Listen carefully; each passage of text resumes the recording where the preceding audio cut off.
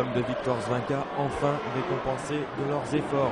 Il aura tout de même fallu attendre plus de 75 minutes de jeu pour que les Guingampais marquent, concrétisent enfin leurs occasions. Comme bien souvent depuis ces derniers matchs, l'en avant a dominé la rencontre, mais les Guingampais ont été trop timides dans la finition, et c'est même Tours en bon 5e du classement qui vient ouvrir le score à la 28e minute de jeu. Le coup franc de Fatih Atik est imparable, ça fait 1-0 pour Tours, et les Guingampais vont réagir d'abord sur cette action, et Dos Santos qui va prendre un carton rouge. Le défenseur tourangeau a en effet empêché Richard Souma de se présenter seul face à Gélé, le gardien des Tourangeaux. Les Tourangeaux donc qui vont souffrir en cette après la 30e minute de jeu. Ils vont donc devoir évoluer pendant plus d'une heure à 10 contre 11. On a vu l'occasion de Lionel Matisse qui passe juste à côté en fin de première période. Lionel Matisse va également se signaler en début de seconde période sur cette reprise en demi-volée du gauche qui passe juste au-dessus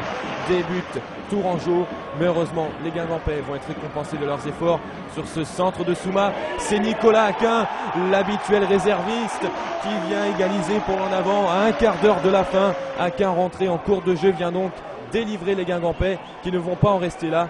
Wilson Ourouma est à l'origine puis à la conclusion de ce mouvement à l'école. À la 78e minute de jeu, la tête de l'ancien Marseillais vient se loger en pleine lucarne.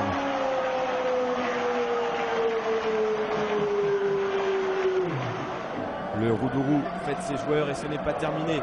On va voir sur cette action que Richard Souma, très bon vendredi soir, va adresser un centre presque parfait pour Eduardo qui manque d'un rien la balle du 3-1. Le 3-1, ça sera pour la 86e minute et ce corner de Richard Souma.